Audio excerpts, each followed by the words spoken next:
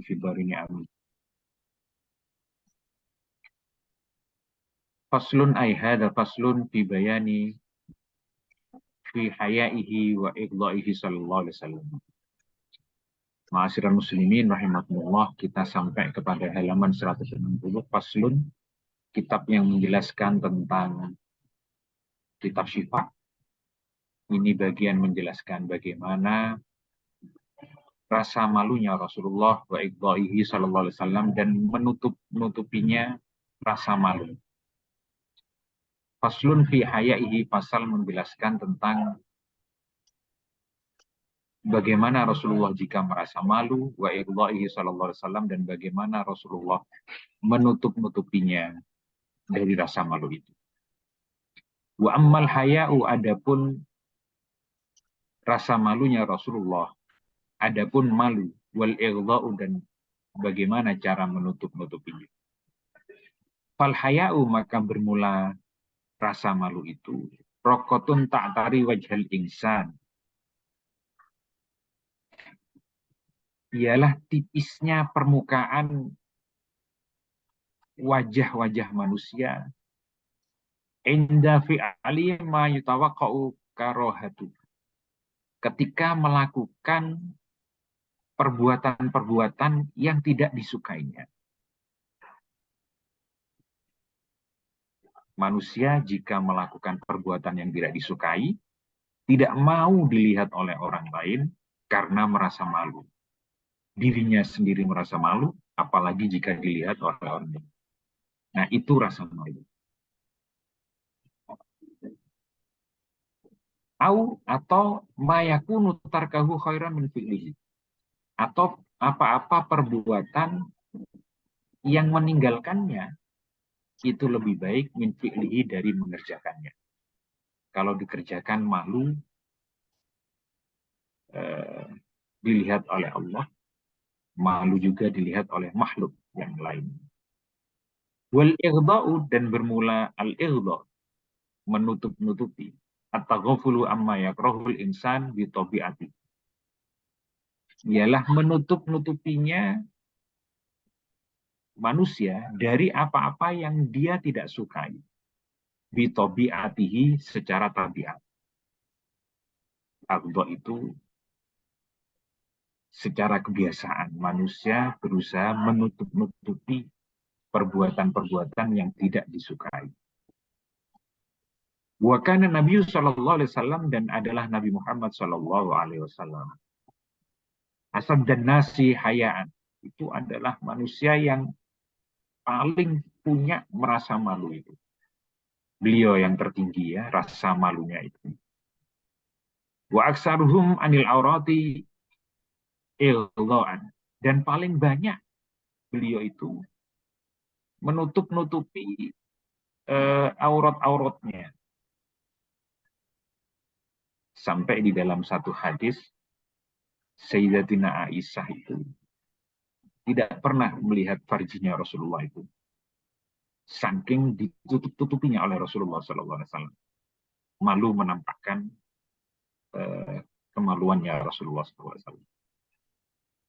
Qala Allah Subhanahu wa ta'ala, berfirman Allah Ta'ala, inna dzalikum kana yu'din nabiyya fayastahyi minkum, sesungguhnya yang demikian itu kana yu'din nabiyya, menyakiti Rasulullah SAW, fayastahyi minkum, lalu merasa malu beliau Nabi Muhammad SAW minkum, terhadap kamu.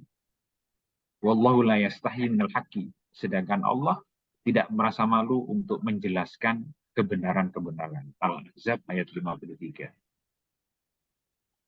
Surat Al-Ahzab ayat 53 ini menceritakan bagaimana seharusnya sikap seorang sahabat, orang-orang di sekeliling Rasulullah SAW, jika bertamu kepada Rasulullah SAW.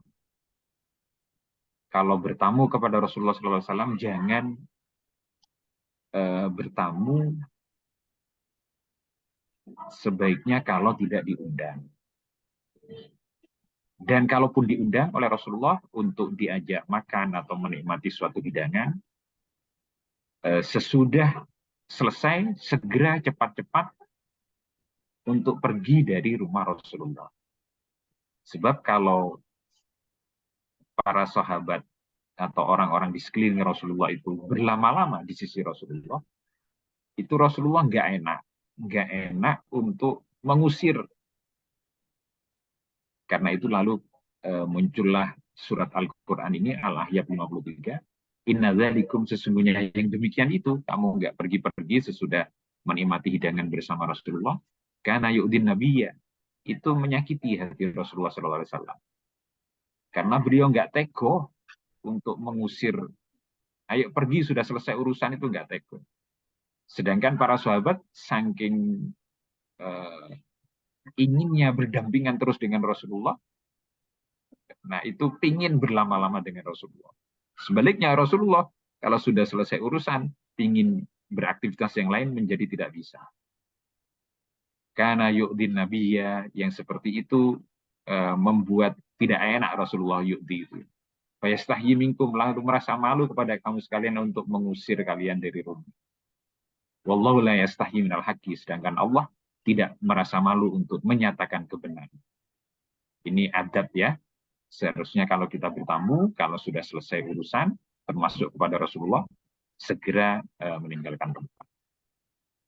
Wa haddatsana Abu Muhammad bin Attab rahimahullah bi qiraati alaihi, dengan membaca kepadaku alaihi atasnya. Haddatsana Abdul Qasim Khatam bin Muhammad, Khatim bin Muhammad, haddatsana Abdul Hasan Al-Qabasi, haddatsana Abu Zaidin Al-Marwazi, haddatsana Muhammad bin Yusuf, haddatsana Muhammad bin Ismail, haddatsana Abdan, akhbarana Abdullah, akhbarana Subah, telah mengabarkan kepadaku Subah, an Qatadah, dari Syekh Qatadah.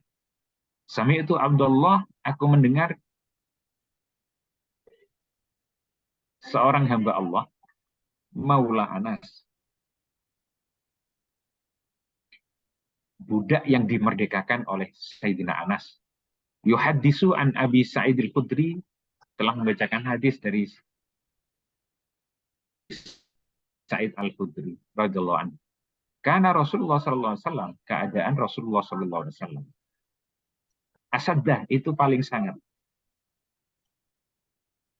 hayaan, rasa malunya, minal audro'i, dibandingkan gadis perawan, fi hidriha, di dalam kamar pingitannya. Gadis-gadis perawan itu lebih suka seharusnya, karena rasa malunya, lebih suka tinggal di kamar-kamar tempat dia dipingit. Terutama kalau di kita, kalau mau menikah ya, ada acara dipingit. Gadis-gadis yang punya sifat seperti itu tidak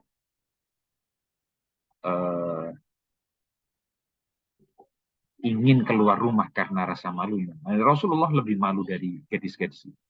Wa kana idza kariha syai'an arafnahu fi wajhihi.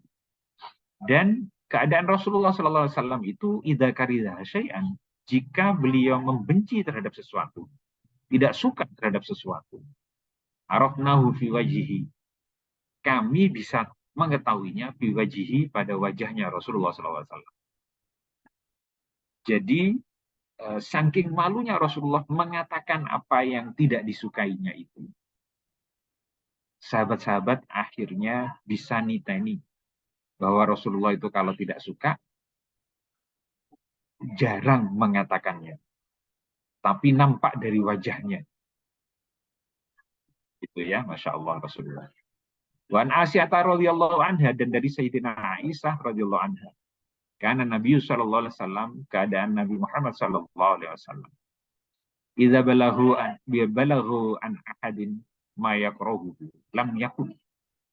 Jika telah sampai kepada Rasulullah an ahadin, tentang seseorang, ma yakrahu, apa-apa yang beliau tidak menyukainya, lam yakul, beliau tidak mengatakan ma balu fulanin yakulu kada. Ma balu fulanin yakulu kada, bagaimana keadaan si fulan yang mengatakan seperti ini. Walakin yakulu, tetapi Rasulullah SAW suka mengatakan ma balu aqwamun yasnauna, apa yang menimpa kepada suatu kaum yasnauna yang mereka perbuat. Jadi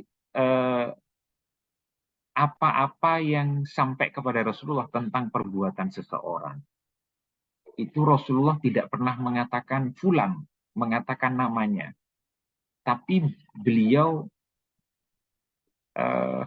berkata-kata itu menimpakan kepada satu kaum, supaya tidak menuju langsung kepada orang itu dengan bahasa sindirannya. Au yaquluna kadza, atau mereka mengatakan yang seperti ini. Yanha anhu, mencegah Rasulullah, wala yusamma fa'ilahu, dan tidak disebutkan orang yang melakukannya. Itu ya akhlaknya Rasulullah SAW. Untuk menasehati saja beliau memakai suatu kaum, istilah satu kaum. Warawa Anas annahu dakhala alaihi rajulun bihi asarus sufratan. Dan telah meriwayatkan Sayyidina Anas annahu, sesungguhnya dakhala alaihi, telah masuk kepada Rasulullah SAW rajulun, seorang laki-laki, bihi asarus sufratan, kepadanya ada bekas-bekas kuning. Ada bercak-bercak kuning gitu ya, yang mengkotori laki-laki ini. Falam yakul lahu syai'un, falam yakul lahu syai'an, tidak mengatakan sedikit pun Rasulullah. Gak ngomong apa-apa Rasulullah itu, tidak berbicara apa-apa Rasulullah. Wa kana la liwajihu ahdan bima yakrahu. Dan keadaan Rasulullah itu biasanya tidak menemui seorang pun yang dengan apa-apa yang beliau tidak suka. Falamma kharaja, maka tatkala telah keluar laki-laki tadi, qala, beliau Rasulullah berkata, lau qultum lahu yaghsilu hada. Seandainya kalian semua mengatakan kepada dia yaghsilu hada, supaya mencuci yang ini. Wa yurwa, dan diriwayatkan yanzi'uha, supaya membersihkan dulu yang ini, yang kuning-kuning itu. Masya Allah. Jadi sampai ada seseorang yang kotor menghadap Rasulullah, tidak bersih, Rasulullah nggak mau menegur langsung supaya resih dulu. Kalau kita kan kamu kok bau, kamu kok kotor begini, bersihkan dulu baru menghadapkan, begitu ya. Tapi Rasulullah tidak, diam saja, tidak mengatakan. Yang tidak disukai oleh orang yang bertamu, sekalipun Rasulullah tidak suka, tidak mengatakan langsung ya. Masya Allah. Warawa Anasun annahu, qalat Aisyah, itu telah berkata Sayyidatina Aisyah fi sahihi, di dalam sahihnya. Lam yakun Nabi sallallahu alaihi wasallam fahisan, tidak pernah Rasulullah sallallahu alaihi wasallam itu keji, wala mutafahisan, dan bersikap keji. Wala sahaban bil aswaki, dan beliau tidak pernah memukul dengan kayu siwak. Wala yajzi bisayyi'ati sayyi'ata, dan beliau tidak pernah membalas keburukan dengan keburukan juga. Ini yang perlu kita tiru ya. Rasulullah itu tidak pernah menyakiti orang lain sekalipun dengan kata-kata ya. Beliau jaga betul. Nah ini monggo kita praktekkan. Kalau keburukan menimpa kepada beliau, beliau tidak balas dengan keburukan. Beliau balas dengan kebaikan. Min riwayati Abdullah ibn Salam wa Abdullah bin Amrin bin As. Itu dari riwayat maaf. Wala waqad hukiya mislu hadzal kalam anit Taurati, dan sungguh dihikayatkan mislu hadzal kalam, seperti perkataan ini anit Taurati, di dalam kitab Taurat, bahwa wala yajzi bi sayyi'ati sayyi'ata walakin ya'fu wa yasfahu. Ulangi lagi ya. Qalat Aisyah fi sahihi, telah berkata Sayyidatina Aisyah fi sahihi, di dalam sahihnya, lam yakun Nabi sallallahu alaihi wasallam fahisan, tidak pernah Rasulullah sallallahu alaihi wasallam itu keji, wala mutafahisan, dan bersikap keji. wala sahaban bil aswaki, dan beliau tidak pernah memukul dengan kayu siwak, wala yajzi bis sayyi'ati sayyi'ata, dan beliau tidak pernah membalas keburukan dengan keburukan, walakin ya'fu wa yasfahu, tetapi beliau lebih suka memaafkan, wa yasfahu, dan bersalam-salaman maafkan.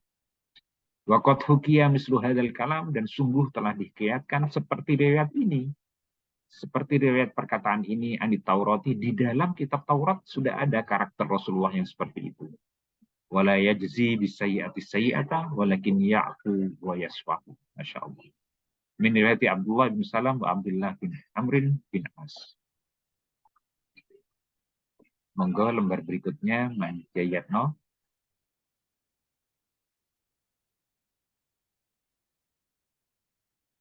Waruwiya anhu, dan diriwayatkan dari beliau, annahu kana min haya'ihi la yusbitu basarahu fi wajhi ahadin.